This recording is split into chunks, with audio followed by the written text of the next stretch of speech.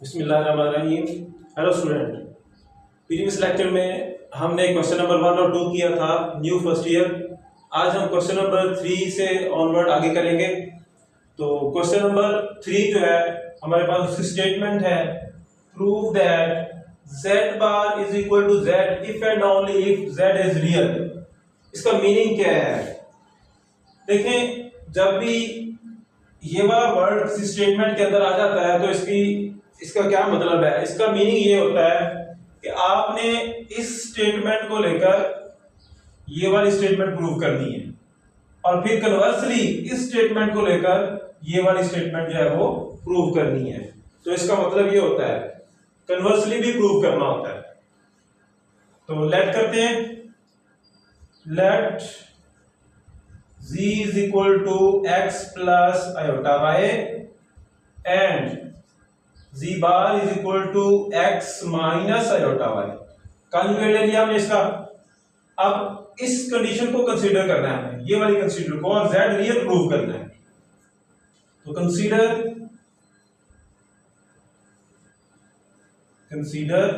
z bar is equal to z।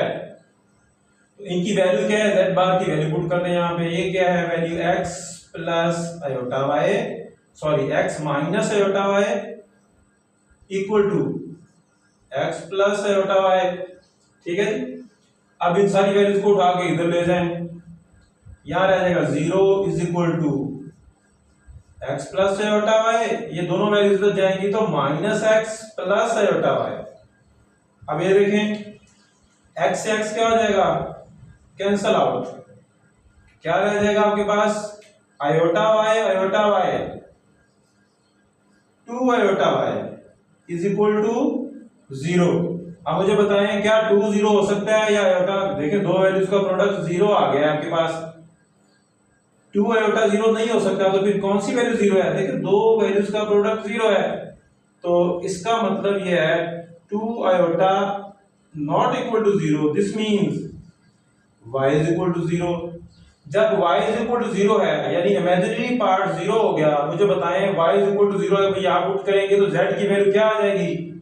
तो this implies that z is equal to x plus iota y, x plus iota into 0। तो z की value क्या आ जाएगी? x। z is equal to x। तो ये क्या है आंसर? रियल। तो ये प्रूव हो गया, ये प्रूव हो गया कि z इज इक्वल टू क्या है? रियल है।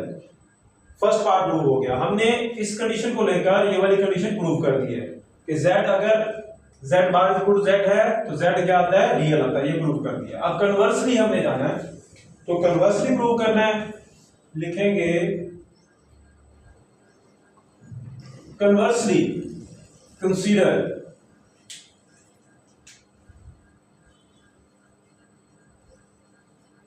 अब हम कंसीडर करेंगे z is real. z is real. जब z रियल है तो फिर हमें ये प्रूव करना है आप कि z bar equal to z आता है। तो जब z इज रियल तो इसका मतलब है z जो है वो किसके इक्वल आएगा? x।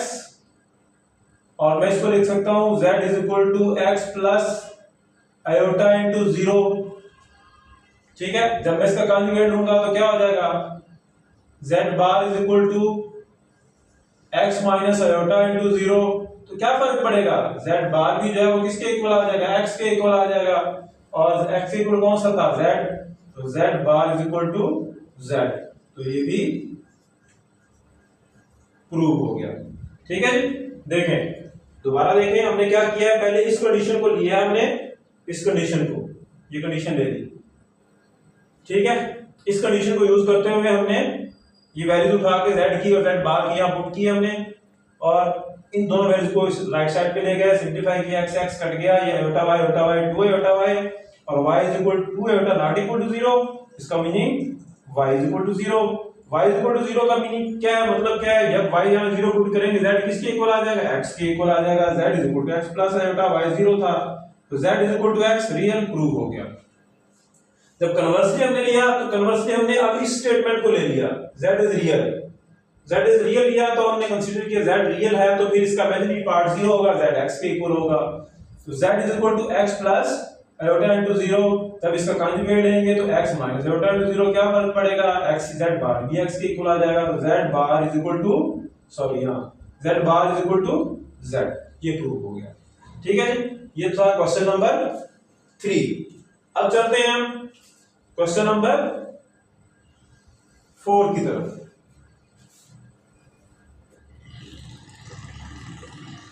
Question number 4, question number 4 की स्टेटमेंट क्या है जी? स्टेटमेंट है for z belongs to c, for z belongs to c complex number, show that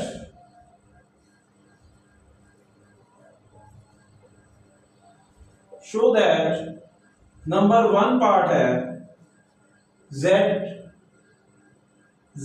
plus z bar divided by 2 equal to real of z, equal to real of z। और second part z minus z bar divided by 2 iota is equal to imaginary of z, ये prove करना है। और third part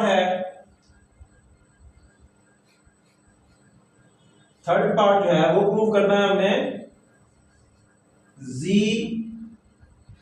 absolute value modulus square is equal to z dot z bar. 3 part है इसके जो हमने prove करने हैं। ठीक है जी, तो फर्स्ट पार्ट स्टार्ट करते हैं। फर्स्ट पार्ट तो लेट करेंगे तीनों पार्ट्स के लिए हम z is equal to x plus iota y and z bar is equal to x minus iota y। z और z बार ले लिया हमने। अब फर्स्ट पार्ट हमें करना है, तो फर्स्ट पार्ट है z plus z bar divide by 2 is equal to z की वैल्यू लिखें x plus iota y plus z bar की value x minus iota y divided by 2। तो देखें आयोटा y से आयोटा y क्या हो जाएगा, कैंसिल। x और x क्या हो जाएगा, 2x डिवाइडेड बाय 2, 2 से 2 कैंसिल और आंसर क्या आ गया, x। तो देखें पूरी इस वैल्यू को जब हमने सॉल्व किया, सिंपलीफाई किया, तो just imaginary part sorry real part आ गया आपके पास। तो ये प्रूव नहीं हो गया कि z plus z bar over 2 is equal to x आ गया, जो कि इक्वल है रियल ऑफ z। ये हो गया प्रूव। सेकंड पार्ट,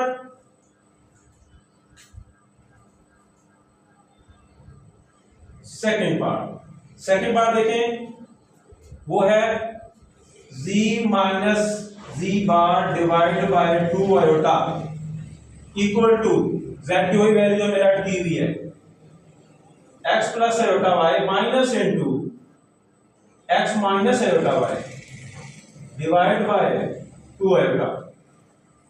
माइनस है बाहर ब्रैकेट के, तो माइनस ब्रैकेट ओपन कर दें।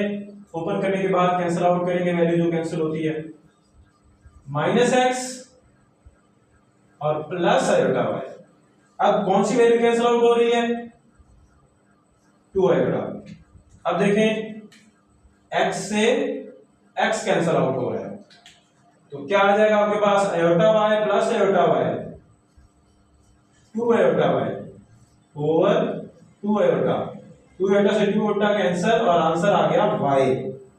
ठीक है जी, आंसर y। इसका मतलब है इमेजिनरी पार्ट आ गया, तो इसका मतलब हुआ कि z minus z bar over 2 is equal to imaginary of z। Prove हो गया। ठीक है जी, तो ये था सेकंड पार्ट। ठीक है, इसी तरह अब हम करते हैं थर्ड पार्ट। थर्ड पार्ट के लिए पहले हमें डेफिनेशन करनी पड़ेगी, और डेफिनेशन क्या है, ये मॉडुलस है। इसका मतलब मॉडुलस ऑफ कॉम्प्लेक्स नंबर क्या होता है, उसको पहले डिफाइन करेंगे। तो उसको डिफाइन करते हैं जी।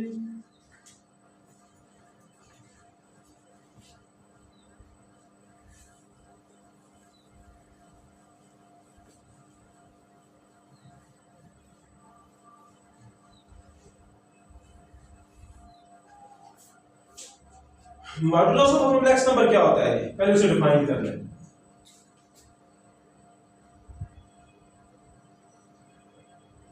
Modulus of complex number, complex number, modulus of complex number क्या होता है? देखिए z मॉड, फार्मूला क्या है, x square plus y square square root, ये है z modulus of a complex number. यानी क्या करना होता है, रियल पार्ट का स्क्वायर प्लस इमेजिनरी पार्ट का स्क्वायर, तो z मॉडुलस आ जाता है हमारे पास। तो ये z मॉडुलस का क्या है, फार्मूला है। ये किसी भी कॉम्प्लेक्स नंबर का ओरिजिन से डिस्टेंस है। अगर हम फिगर पे ड्रा करें,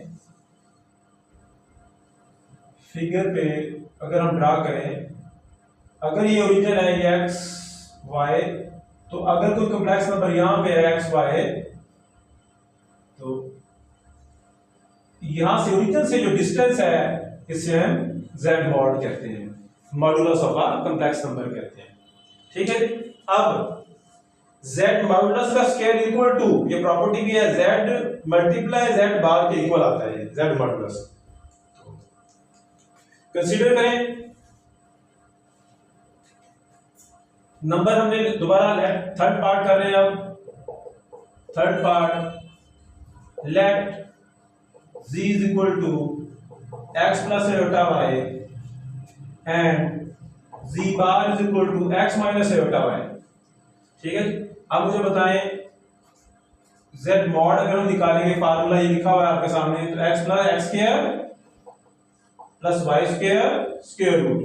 अगर हम इसका स्क्वायर लें बोथ साइड, अगर हम इसका बोथ साइड स्क्वायर लें तो z mod square is equal to x square plus y square square root, इसका स्क्वायर ले लें, स्क्वायर से स्क्वायर रूट क्या हो जाएगा, कैंसिल, और z मॉडुलस का square is equal to x square plus y square के इक्वल आ गया। इसे आप इक्वेशन नंबर 1 कहते हैं। ठीक है जी, अब हमने इस पार्ट की हमने लेफ्ट हैंड साइड जो है वो हल कर दी है। अब राइट हैंड साइड को लेते हैं, z multiply z bar is equal to x plus iota y into x minus iota y। अब देखिए क्या आंसर आएगा जी, x square a plus b, a minus b वाला फार्मूला अप्लाई हो जाएगा, तो a स्क्वायर, a का स्क्वायर माइनस आयोटा स्क्वायर और y square, a square minus b square, iota square minus 1 के इक्वल होता है, वो माइनस माइनस को प्लस कर देगा और आपके पास आ जाएगा x प्लस वाई स्क्वायर, और ये इक्वेशन नंबर 2। अब आप देखें इक्वेशन 1 को देखें, क्या आंसर है, z square is equal to x square plus y square, और z मल्टीप्लाई z बार किसके इक्वल आ गया, वो भी आ गया x square plus y square, दोनों सेम है, दोनों इक्वल है। तो इसका मतलब क्या हुआ, इसका मतलब हुआ कि z मॉडुलस का square is equal to z multiply z bar, prove हो गया, ये हो गया प्रूव। ठीक है जी, थर्ड पार्ट हो गया आपका। अब आते हैं क्वेश्चन नंबर 5 की तरफ। तो क्वेश्चन नंबर 5 करते हैं।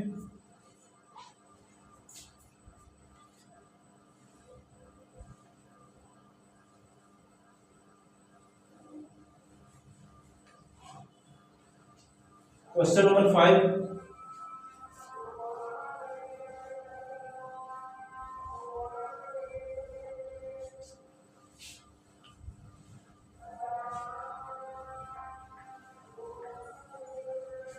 हाँ जी, क्वेश्चन नंबर 5। तो हमने करना है question number 5। Question number 5 statement क्या है जी, क्वेश्चन नंबर 5 की स्टेटमेंट लिख लेते हैं।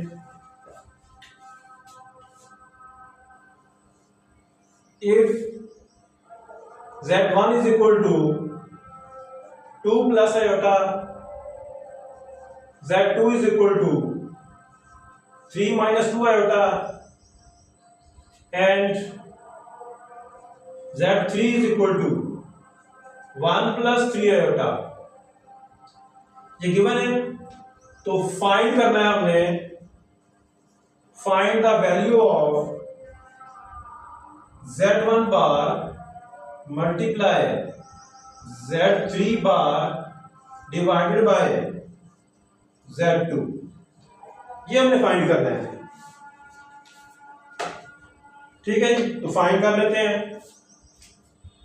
देखें जी, equal to Z1 bar, Z1 बार, ये Z1 है, बार का मतलब कंजुगेट लेना है, तो क्या आ जाएगा 2 plus iota conjugate multiply 3 minus 2 iota conjugate divide by, sorry Z3 है तो यहां पे है ना 1 प्लस 3 आयोटा, 1 प्लस 3 आयोटा, और Z2 नीचे डिवाइड हो रहा है, Z2 क्या है जी 3 माइनस 2 आयोटा। ठीक है जी, ये क्वेश्चन है आपके पास।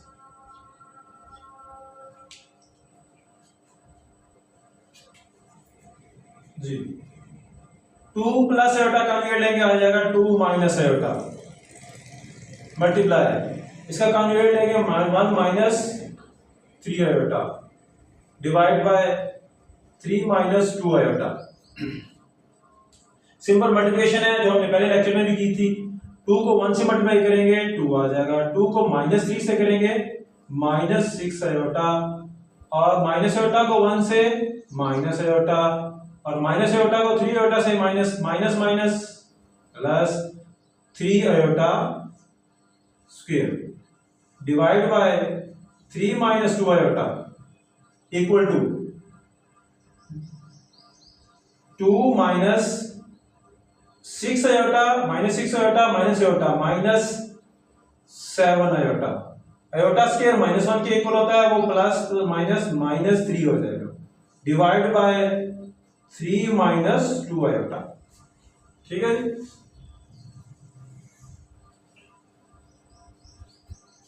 अब देखें 2 माइनस 3, रियल में से रियल को माइनस करेंगे तो माइनस 1 आ जाएगा, minus 1 minus 7 iota divided by 3 minus 2 iota.